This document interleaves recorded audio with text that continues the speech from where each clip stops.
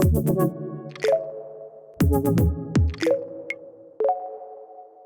Carl Anthony, managing editor for AutoVision News, and welcome to AutoSense Insights. We're speaking today with Jim Robnett, the VP of Business Development for AI. Jim, welcome to AutoSense Insights, and glad to have you on the program today. Thank you very much. Really excited to be with you and looking forward to the discussion. So, Jim, the first thing that I noticed right away, awesome office with the guitars. I see the Detroit Tigers D. I've got the Detroit Lions logo behind me. So you have the best office so far out of anybody. Well, I appreciate that. You know, this whole COVID thing has made us all adjust on the fly here. So my music room is now the office as well, and yeah, it makes it a little bit more fun. And of course, being here in Detroit, you have to fly the Detroit flag whenever we can, right? Absolutely. So, Jim, let's get to kind of the nuts and bolts here. Us Detroit guys, we like the nuts and bolts, right? So, tell us a little bit about AI. Give us an overview of the company. Sure. So AI has been around for probably 6 or 7 years now.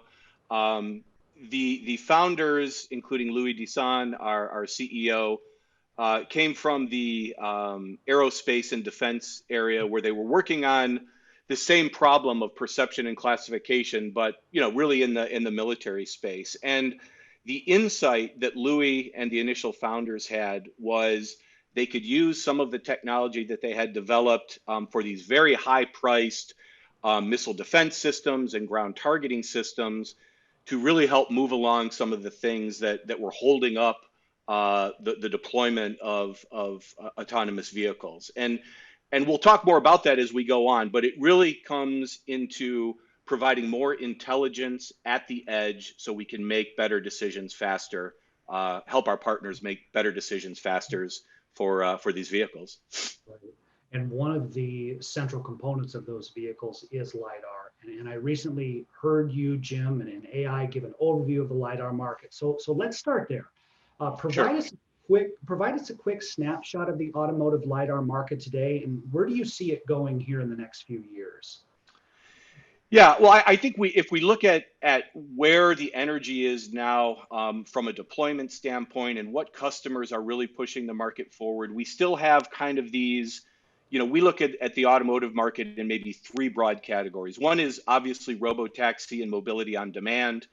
We all know the big players there. There were some very, forward-leaning announcements a couple of years ago about how many vehicles were going to be deployed. And honestly, that's slowed down, right? The technical challenges and even the business model challenges are still being worked. We continue to engage very heavily in that market, but quite honestly, we see those really mass deployments of robotaxis slipping out another couple of years, right? On the other end, when we look at traditional line fit automotive, that market continues to grow very aggressively, and we continue to develop with our partners and quote with our tier one partners global ADAS programs for I would say level 2 plus through level 4.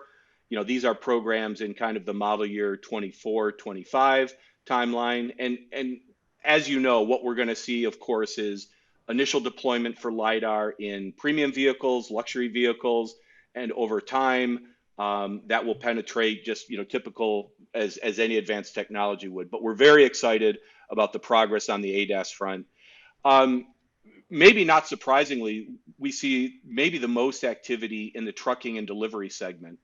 And long haul trucking as well as kind of middle mile, last mile delivery is a market where there's a very robust business model, right? The business model and the business case for these vehicles is very clear. It's very well defined. So, and our product happens to be a very good fit because of our ability to really range long distances and help detect and classify objects at long distance. So we kind of have those three segments. And I would say, while we're working actively in all of them, we're maybe most excited about trucking in the near term for some initial deployments.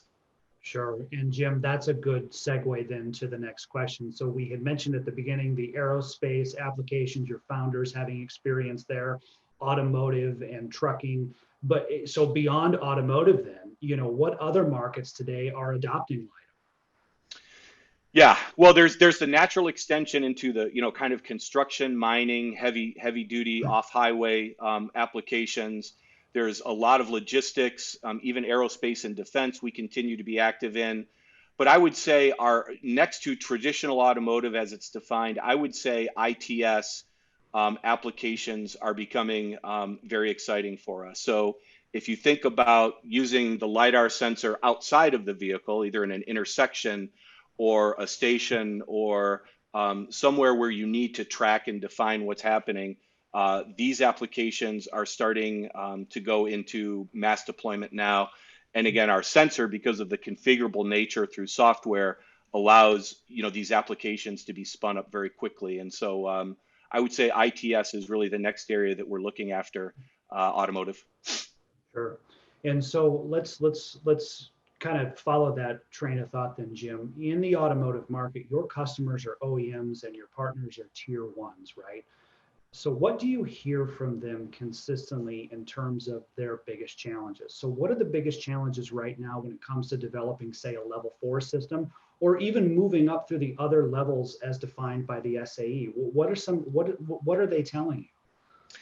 Yeah, it's interesting because I think a lot of the early LiDAR systems that were out there, the companies that have kind of established this market, the well-known players early on, have done a great job to get us to this point. But there are certain limitations with, 905 mechanical spinning systems that both our partners, our tier one partners, and our OEM customers are now trying to solve. So look, LiDAR is no different than any other automotive component. There's kind of this four-box checklist, right, of performance, cost, quality, and reliability, and then the roadmap, your technical roadmap going forward.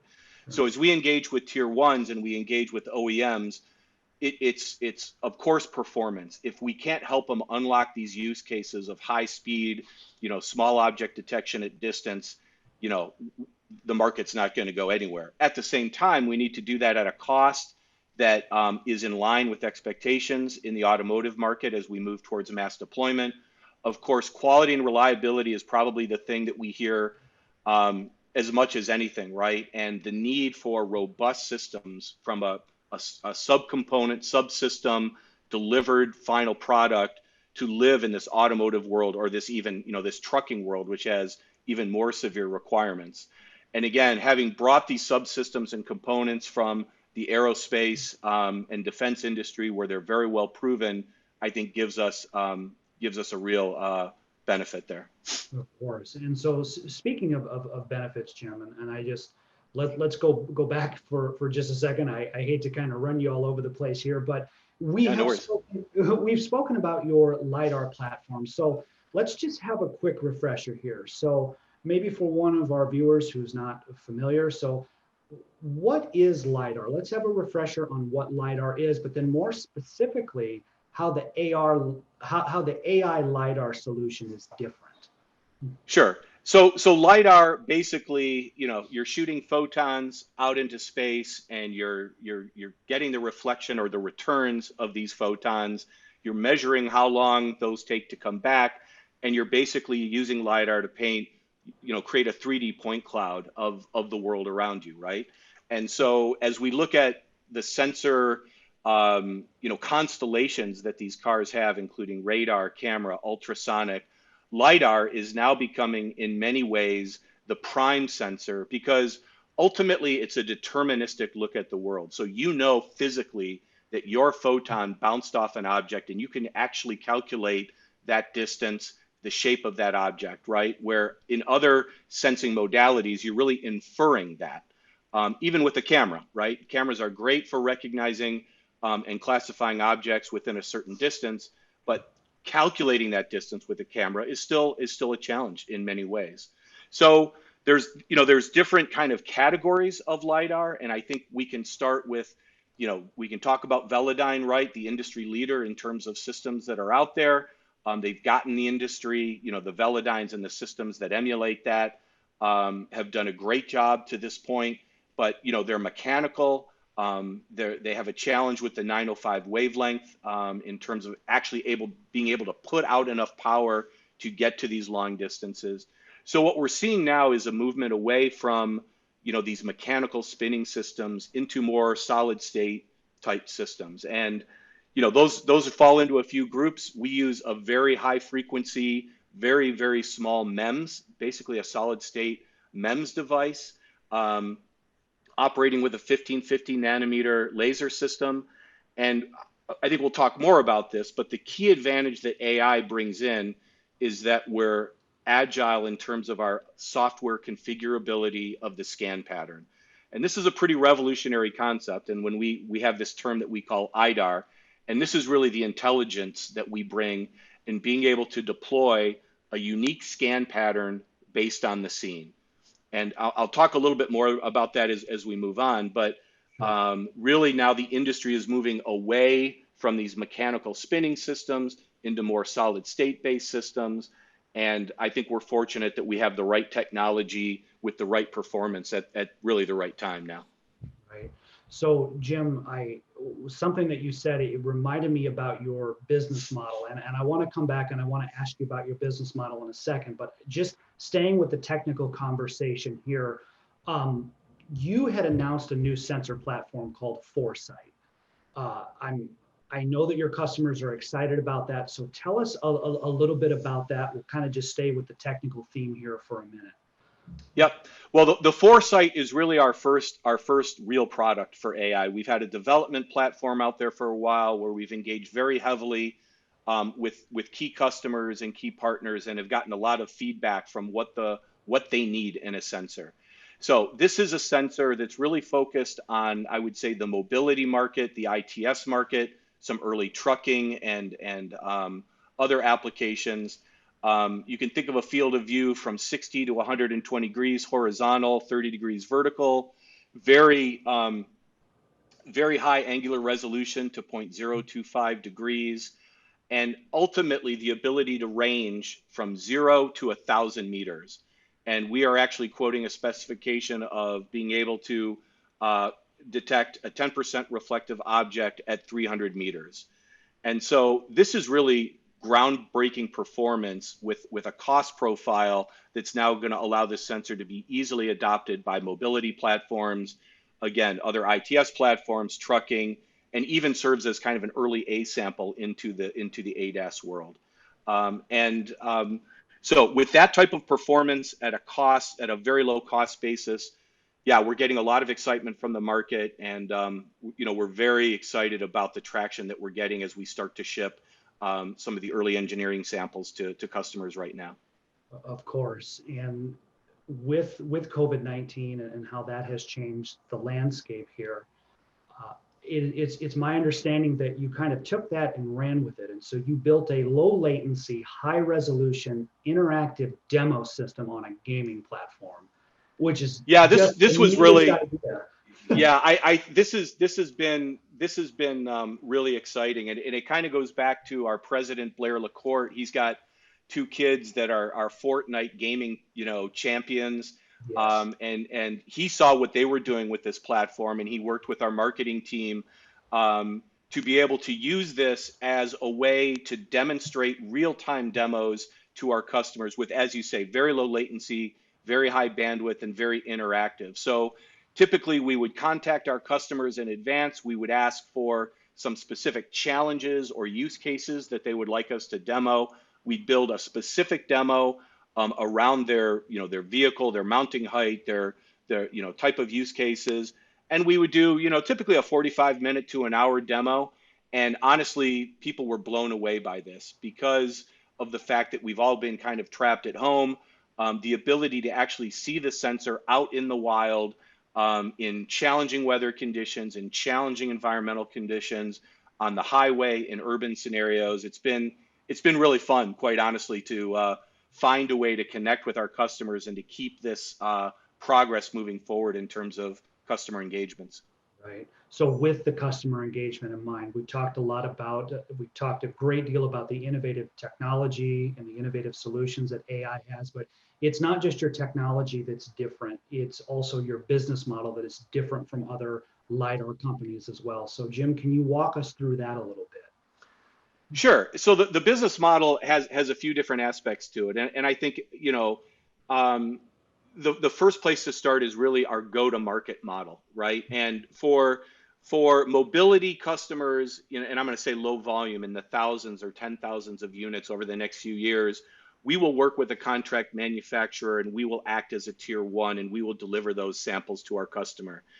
If you look at the automotive line fit big OEM customers, they have different requirements. They need to work with trusted partners that they know and love that can guarantee 10 to 15 years of supply chain and delivery over time. So we made the strategic decision very early that we would not be a tier one in that market, that in fact we would provide our technology and our intellectual property and our expertise and partner with key tier ones. And our relationship with Hella has been very well documented. There's actually a couple of more tier ones that we're actively working with. We'll be able to talk more about that, I think, in the coming weeks. But the idea is we really see ourselves as a technology innovator and a design house, quite honestly. And so we're interested in bringing that technology and using established, traditional, strong tier one partners to help accelerate the business and deployment of these sensors. Now, when we look at, you know, how do we get paid, right? This is the other interesting thing about the business model. And we're honestly exploring different variants of this with our customers. Of course, you know, we can sell the sensor. We can license software that sits on that sensor in terms of perception and classification. And then we can also look at things like, let's share the risk and the reward of this business, right? And so if companies are getting paid by the mile to deliver goods, why shouldn't a key component of that be paid by the mile to deliver perception and other services as part of that platform? So these are, you know, these are all being explored by us. And I'll be honest that different customers have different, you know, ways that they want to engage with us. I think our flexibility in offering value to our customers and helping them maximize that value is, again, what sets us apart. And if we combine that kind of interesting business model approach with the unique ability to create scan patterns that are appropriate for the specific vehicle and use case and scenario that they're working on, and the ability to have these deterministic scan patterns pre-built, you know, they're developed through data, you know, data collection and machine learning. This gives us almost an unfair advantage in the market, but allows customers to now work with us through the product lifecycle and deliver some really incredible performance. Right. So, Jim, let's say that I'm watching this interview and I'm sold. I'm sold on the technology. I'm definitely sold on the business model as you've described it. How would I go about getting in touch with you? How would I go about getting in touch with AI to start this process? Yeah, the easiest way is just to go to our website and send us a quick email. There's a link there that'll come to my team on the business development side. We certainly welcome people to spend some time on the website, and there's some really interesting videos and other content there, including some fairly provocative white papers about how we see the market differently. But yeah, please go to the website. Please click on the link, send us an email with a quick description of what you're trying to do. And we'd certainly look forward to those discussions. Jim, we've covered a lot, and it's always a pleasure to speak to another fellow Detroiter. So in the last couple of minutes that we have, is there anything you'd like to add, anything that we may have missed that we didn't cover, or anything that you would like to summarize again? Now is the time, is what I'm trying to say. Yeah, I think my perspective is with all the challenges we have together with, you know, the COVID situation and the challenging business models and technical models, we're actually having a lot of fun at AI because of it's just so rewarding to see the feedback from customers and how they want to engage with us. So there's a lot of challenges right now, and we're all feeling those challenges. I think we look forward to trying to help our customers solve some of the unique problems and corner cases that might be, you know, limiting their ability to deploy these systems. So again, we're just trying to be a good partner and a good collaborator right now, and that's our plan going forward. I love it. And Jim, I've been following AI on LinkedIn, so I look forward to seeing all of the updates. And from all of us here at AutoSense, we want to wish you the best of luck going forward, and thank you for being with us today. I really appreciate the opportunity, and look forward to talking soon. Cheers. For more great content from AutoSense, visit our hub or our YouTube channel. Just search AutoSense.